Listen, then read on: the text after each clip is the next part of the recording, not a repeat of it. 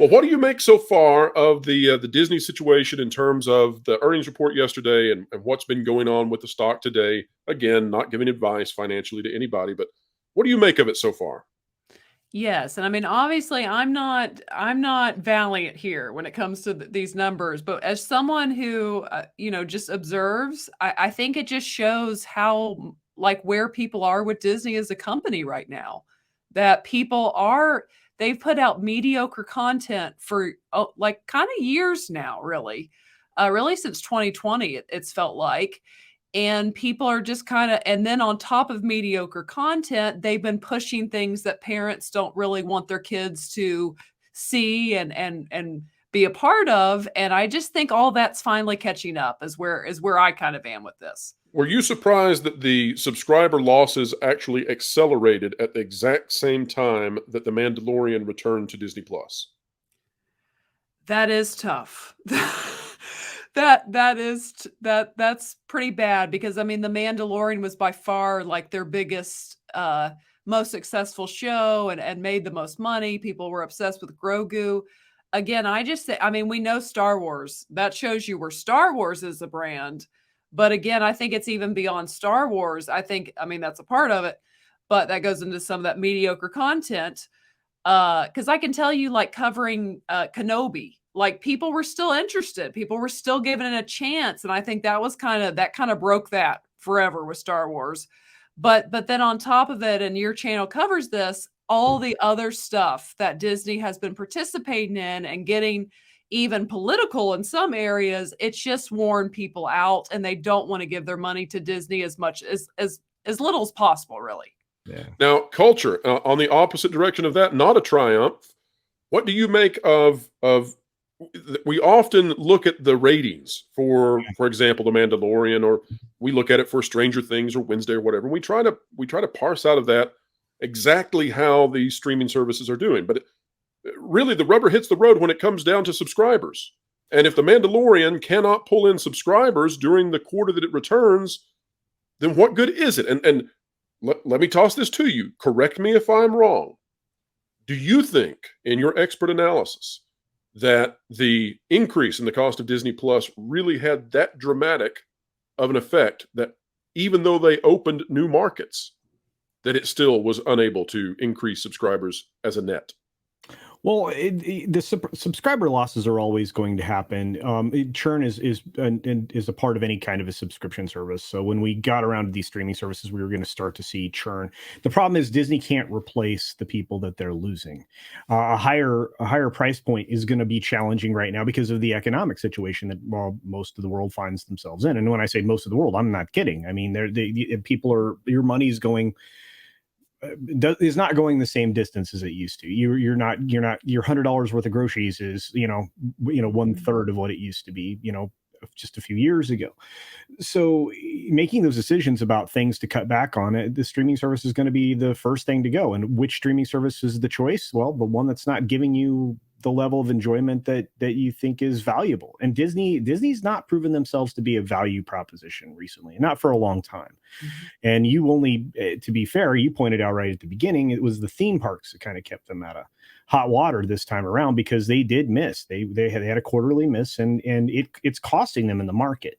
When you lose 8%, I think today am I right? It was pretty. There were points when it went beyond. Now I haven't checked in the last few minutes to see where we are. Of course, we're in after hours now, and we're not trying to give anybody any advice. But it's. Oh no. I mean, we absolutely have to remark as part of our news coverage on this that the company went in the exact opposite direction of other entertainment companies that we have recently watched in terms of earning reports.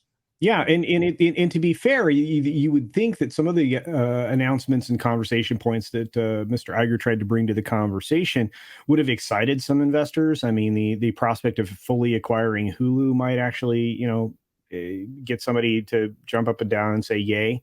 I knew that was going to happen regardless. They were too deep into it, and they were just trying to find a way to not pay Comcast as much money for it.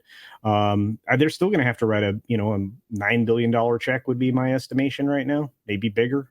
Oh, I think it's higher. I think it's something like 12. Would that surprise? Yeah. But that wouldn't surprise me if it's even bigger than that. If it's bigger than even $12 billion, they're going to have to write them a check. It's going to have to happen.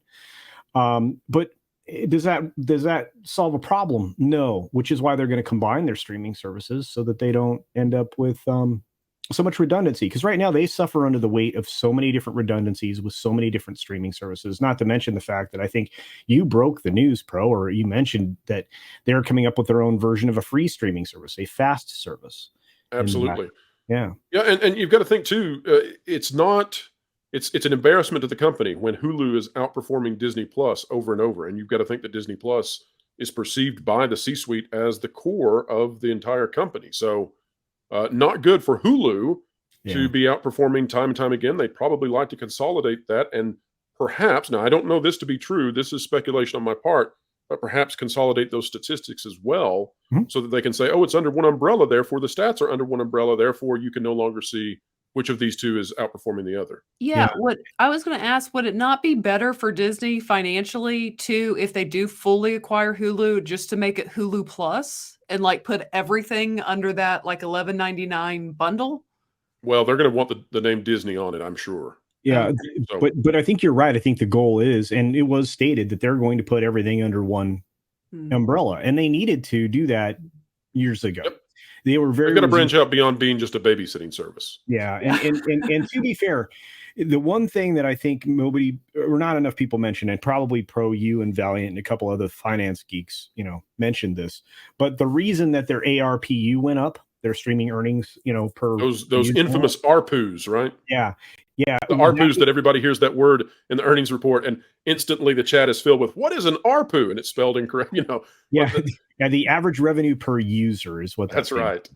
But the reason that it went up was because they lost more subscribers in India, and India basically is like 70 cents to get Disney Plus there. I mean, I'm being hyperbolic, but it's not. No, you're not far off. Yeah, and so what happens is when you lose those lower end customers, and I'm just going to say it that way, and it's no offense to anybody, but you're referring to an economic. Yeah, exactly. Yeah, status, You lose a lower economic level of customer, you're going to end up with your average revenue per user increasing, because even though you lost more users in the United States and other markets that you've expanded into, you lost more in India of that 4 million. So those folks actually make your bottom line look a little better, but it still highlights a problem. You're not retaining your customer base. Yep. And one of the issues here is that they have now lost in North America at the same time that Netflix in their last report gained 7 million. So that throws out the entire argument about saturation. Yeah. Netflix is dramatically bigger than Disney Plus, yet it's growing dramatically faster than Disney Plus. Disney Plus is losing hundreds of thousands of subs, missing their projections, and now making it almost impossible to hit those milestones that were even adjusted as Chapek was marched out. What is it you think that is driving viewers away from the service? One, the way what they're adding into the content itself. What led to that? Basically pushing John Favreau further away, and possibly having Dave Filoni to do all the writing, but giving credit to John Favreau since he did create all the characters and the show itself. Okay. So it seemed to me like Kathleen Kennedy had a hand with that. Also, that led to the lackluster of the episodes throughout the whole season. With granted a couple of other good episodes here and there, but the thing is, they're basically treating this franchise and with the Mandalorian as shampoo. You wash, lather, and repeat. The things that they did with the Disney sequels of the movies, guess what? They're about to do the same thing with Mandalorian, where they go ahead and take the one thing that the core audience loves, and they go ahead and then they try to shape it into what they want it to be. All right, they did that with the original actual sequel trilogies of Star Wars, and now they're doing that, and then they added their twist with the Disney Star Wars, emphasis on the quotation marks, and now we're seeing that with the Mandalorian. Absolutely, and it seems to be across the board. There is an inability of the company to produce content that reaches a particular quality over and over again. There is such a disparity in what they produce. I mean, if you just look at Peter Pan and Wendy, for example, that's not even brought up, and for good reason. Thank goodness they didn't put that out at the box office. It was routinely criticized, ridiculed, and it's gone. I mean, it's on Disney Plus still, but nobody's watching it. Nobody did watch it, and it made the headlines for all of 2 hours until we forgot about it. But it's across the board. This company seems to have lost its way dramatically, and I don't know when it's going to manage to bring it back. So, Stephen, what did you make of the earnings report? What do you think's going on in terms of, can Disney rebound in the short term? Do they have a chance to turn this thing around? Or are we full force ahead? Is this like the Titanic looking at an iceberg and saying, you know what? I think we can smash that sucker, crank up the speed instead of turning. Well, first of all, congrats on your PhD. Well, thank you. You're welcome. Stephen. Culture. I'm sorry about your camera. And Hughes, it's always lovely seeing you. As for Disney and Iger, I don't think content creators can get 2 phone calls back to back where he learned nothing and did worse. I don't think they're on the trajectory of going up. I think unless they're living in Australia, the only place up for them is down, and that's where they're going. They're just not thinking. There's no way out. Well, thinking is difficult when you are in the middle of an emotional screed, and that's what it felt like yesterday as Robert Iger weighed in on the situation down in Florida. And I just don't think that the company or some of the officials inside the company understand what's at stake there. When you think about the fact that they have been issuing municipal bonds, and this is something we talked about in the video this morning with Valiant Renegade, Jonas J. Campbell, they've been issuing municipal bonds while operating the Reedy Creek Improvement District, the special district that was supposed to be an independent government. They were controlling it as a proxy for the company. And we can now say that out in the open because Robert Iger said yesterday that Reedy Creek and the Walt Disney Company are one and the same. When the Reedy Creek Improvement District was dissolved, it was an attack against Disney. Well, that just doesn't make much sense to me in terms of the strategy of the CEO, but here we are. For those of you who don't understand this, just consider that the Walt Disney World Resort is not going to move. They can't move it. It's the size of Manhattan. It's going to be there for a century. And as long as the company exists and owns it, then they own the profits and losses that it obtains. And now that property is going to be subject to the same rules as all the other companies in Florida. That means taxation. That means the state controlling the infrastructure, the roads, etc. When you add up what's at stake for the company, we're talking about tens of billions, hundreds of billions, even $1 trillion when you take into account inflation. This is an issue that rises to the level of the BP oil spill in terms of damage it could do to a company. And the CEO, Robert Iger, is mouthing off as if he's in some sort of emotional battle in the back alley with Ron DeSantis, rather than saying to himself, the stake of my company, the vast financial implications that are here, I'm going to be careful. I'm going to walk on eggshells and be careful with my words here. Tom, you've talked about it. You've seen it. Disney earnings call. What do you think about it? Actually, no, I haven't got a chance to watch the earnings call yet. I've been so busy editing our. All right, never mind. Going back to somebody else now. But I want the gist of the whole losing 4 billion subs.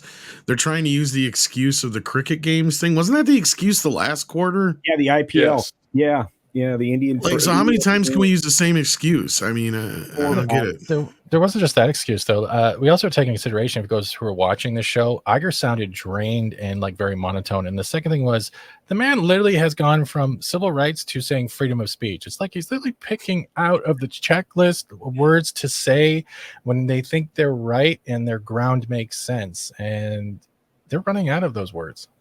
Okay, so let's go around the horn on this then. I thought that Iger sounded very tired, and I thought that when he dealt with the legal issues of the state of Florida, which he was the most animated about, I thought that he sounded at best misguided. All right, guys, let's take it around the horn. Final thoughts on Disney in terms of where they are and where they're going. Stephen, let's start with you. What do we think is going on with the company, and can it quickly rebound, or is it in long-term trouble? First of all, since I don't have the sound effect, picture that sad trumpet as a cartoon character sinks in the water. That's pretty much what I want playing right now for this comment. And secondly, I don't know. They're just on this road. I don't see them pulling out of anything, and I think Disney is sticking to their guns, like Iger said, whether it be bad or good. Absolutely. Hughes, what do you think about it? Is this a long-term problem that Disney is going to suffer through for years, or do you think they have yet received the message?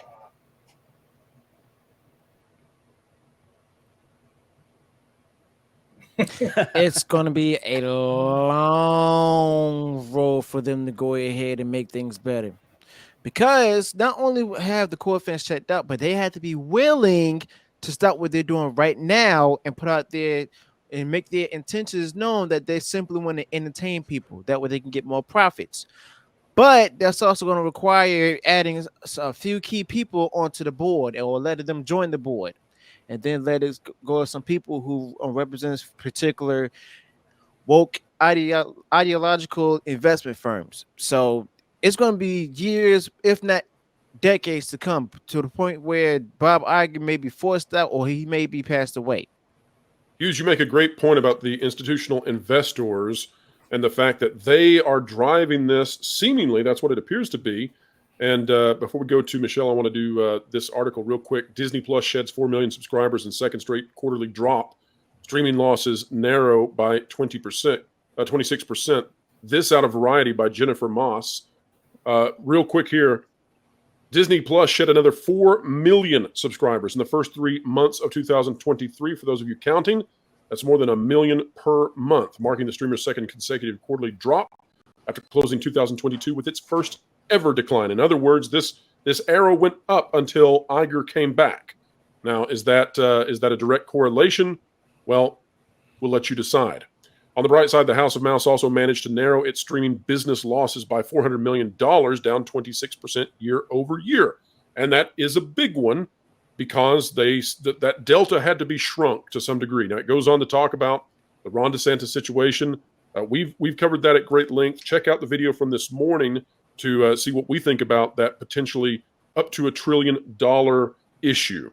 But then it says Disney ended the quarter with 157.8 million subscribers at Disney Plus, significantly missing Wall Street's estimate of 163 million subs. That projected figure would have been up from 161.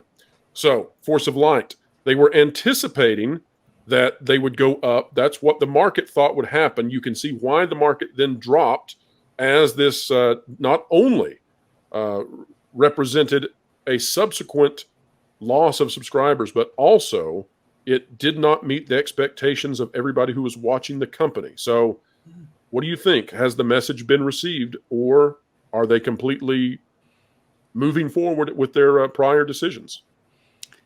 Only time will tell that, I suppose, but they seem to be very arrogantly moving forward with their plans. Because just think about this, just a few years ago, we all, like in entertainment, everyone thought Disney was like king. They were untouchable, unstoppable. I mean, they were like Thanos, so to speak. You couldn't mess with them. They were on top of the world with all the things that they had out. And now we're, as you point out, 4 million, was it 4 million lost subscribers on Disney Plus, which has not made a profit yet. That has to be kept in mind. You've got Star Wars that's tanking. Marvel's begun to tank. And then you have this situation in Florida that you said could cost up to $1 trillion. And we don't see any sense of, I feel like it's time to shut your mouth and maybe beg behind closed doors to to try to work out the best situation with Florida. And we don't. Absolutely. Well, yeah, they're in the, they are not going to beg so far. Yes. And that's what I'm saying. We're not seeing that thus far. So if there's not a quick, like a drop on the dime type turn here, it's going to get really ugly. And I mean, again, you're watching someone that a company we thought was on top of the world fall to the bottom of the world is kind of what it's beginning to feel like. Absolutely. Now, Culture, let me go back to the article for a minute, and then we'll get your thought on this next part, just trying to relay to people exactly how poorly things went. It says, at Disney's linear TV networks, revenue dropped 7% to $6.6 billion, and operating income decreased 35% to $1.8 billion. Revenue for Disney's domestic TV channels business, which include ABC and ESPN being a huge part of Disney now, decreased 4% to $5.6 billion, and operating income decreased 33% to $1.6 billion. The drop in operating income was attributable to lower ad revenue and higher sports programming and production costs. International channels revenue for the quarter dropped 18% to $1.1 billion, and operating income fell 65% to $85 million. It goes on to talk about the parks being one of the only bright spots in the entire earnings call. So, Culture, What does the company need to do? We've talked about whether or not they're going to do things. We've talked about whether this is a long-term problem that the company cannot climb out of. But to you, what should they do to begin righting the ship? Well, I think Hughes was right. I think they need to turn in the right direction as far as entertainment goes, and not just entertainment. I mean, they've basically politicized every single division that they have, every single IP that they have. When you introduce politics into your business, you immediately alienate up to 50% of your customers. Exactly. And they have to pull out of the politics, but at the same time, they have to internally consolidate. And I know that they appreciate a good vertical integration, as much as everybody else, right? But they need to reduce their overhead across the board. They may need to stop using some nameplates. They need to maybe consolidate their marketing even further, bringing all their advertising into one entity rather than breaking it up to many, which is a whole conversation around Hulu and Disney Plus and ESPN Plus and all these other things. If their digital entities need to be managed in one location, their broadcasts, primary broadcasts, should be managed in one location in the States, and then they should obviously have their international service as well. But when it comes to linear, that's a losing proposition long term, because people are walking away from broadcast. You've seen the shrinkage of the Disney Channel, which we don't even talk about anymore because it's largely eradicated internationally now. Yeah, and they've done a very poor job of managing their entities' declines. Let's just put it in those terms. Whereas conversely, when you look at CBS, the only good thing that's really going for Paramount, at this moment, they're leading in the linear television area because they know their audience. They know that they're most people that are watching their products are 50 years and older. Disney knows how to market to sports people. You get the politics out. You talk about sports. You get quippy guys and ladies that can talk intelligently about sports. That's how you run ESPN, but that's not how they've been running it. Like I said, they can take lessons from their closest rival now, which I think is Comcast, when it comes to streaming and when it comes to animation. And they're starting to get it together when it comes to films. Although again, there's other entities that still do it better, but they could take some lessons out of Universal's book for a change, and maybe that would help them. But they are congratulating Mario. Who ever saw this coming?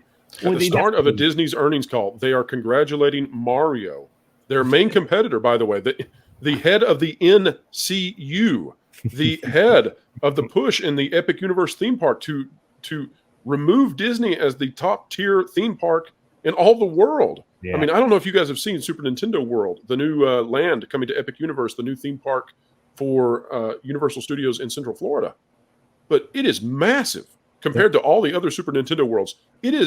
You enter on the third level of a building that opens up into a sprawling area full of animated animatronics and all sorts of games and meet and greets. And it is incredible. So quickly, Culture, I don't know if this falls in suit, but maybe they have consolidated all their properties into their own destruction.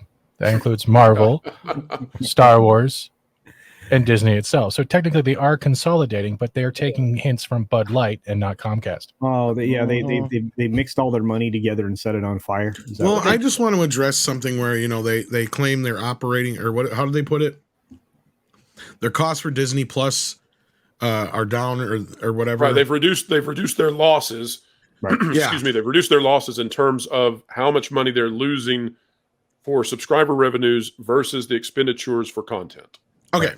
I think I can take, at least this is my impression of how this is possible. They're probably comparing this to the last couple of years. Mm-hmm. Well, they started this during the pandemic. Yep. Right. Disney Plus came out, and at that time they weren't releasing jack squat in theaters. Everything was going straight to Disney Plus, and they only had a small base of subscribers at that time. Mm-hmm. Now they have things going to theaters, and they have a much larger subscriber base than they did at that time, despite losing 4 million in the last few months or whatever. Right. So that to me explains that right there. And you could maybe even chalk up, 7,000 employees being fired. Well, you're gonna Oh, yeah. have operational cost reductions there. I mean, you're 100% right.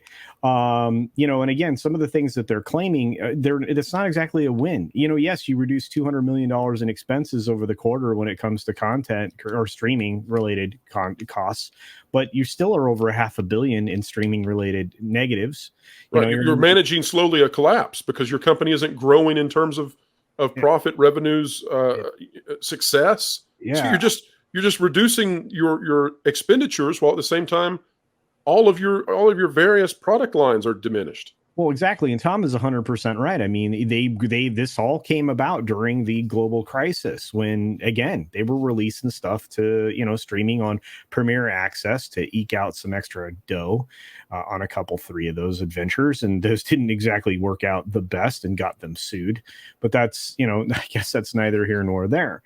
I like you said, they have to figure out if they want to appeal to families and their larger audience, or if they want to continue a political pursuit. But as you pointed out, Pro, and I really am glad that you guys have been working so hard to get this story out there. There could be allegedly securities fraud to a certain extent. There could be a number of not just civil issues that they've run up against, but there could be many criminal issues that they've run up against. That's not a good place to be. Somebody asked me today whether or not this morning during the 6 Minute Daily, they asked me if Disney was too big to fail. I said no, they're absolutely, they could fail, and it could come in short order. Watch how quickly criminal indictments get stockholders to wake up. What's that terminology again? The bigger they are, the harder they fall. Right. Yeah. Well, Culture, here's the thing. And we're closing in on 750 people in the audience. We'll see if we can hit some even higher numbers, folks. Like, share, subscribe, get this out there. You're the electricity that drives it all. But the reason that we're getting these kind of audience numbers for shows such as this is because nobody else is talking about what you just mentioned. Rather than discussing that there are serious issues, financial and criminal, potentially on the horizon for Disney, that this is indeed the dragon at the mouse's door, we read articles out of prestigious outlets, supposedly prestigious outlets, and they're talking about moving the resort, the 37 square mile resort, to a new location. They're talking about, and we're talking about Variety, we're talking about Deadline, people saying, Robert Iger lets DeSantis know, does he really want Disney to continue growing the tax base and paying their taxes and buildings, and it's like, what other option do they have? Let them stop investing. Universal Studios will destroy them the minute they do that. Yeah. So we're here talking about really deep subjects. I think the audience is responding strongly to it. And then you have what the mainstream is putting out there, which is just farcical. It's elementary, it's juvenile, it's silly and ridiculous. I'd also like to point out, bye, Michelle, and I'd also like to point out that Disney seems to be aiming very hard at the Gen Z, single women and non-reproducing male crowd, and they are. It is. What a way to put that. They are. They're called vigorous hand warmers. That's what they're called. It's interesting that you're trying to have broad appeal to a group that won't be around next generation. Yeah. Yeah. They also don't have any money. For a company that is built so much on generational anyways, Travis for $4.99 before we ever even got started on this show says Iger has to know Florida is more business friendly regardless of the current beef than California. He wouldn't talk this way to Newsom. Why does he think it'll work in Florida? Ooh, that's a good question. I have some theories. Anybody? Go for it, Jonas. I think it's because he's on the same side of the aisle as Gavin Newsom. And if Iger ever decides to run for president, he wants to use this. If he ever pulls the trigger on running for president, he wants to use this battle in his campaign. Okay, so now that's an interesting point because I don't think he's going to run for president. Stranger things have happened. But I had not thought in the past about this per se. He is acting more like a political campaigner versus Ron DeSantis, who is probably about to be a political presidential candidate. And so what an interesting thing that Iger, who was going to run in the Democratic primary and decided not to in the last cycle, he is acting more like a political person when it comes to DeSantis. That is very interesting. Maybe he needs to switch hats for a moment and realize he's the CEO once more.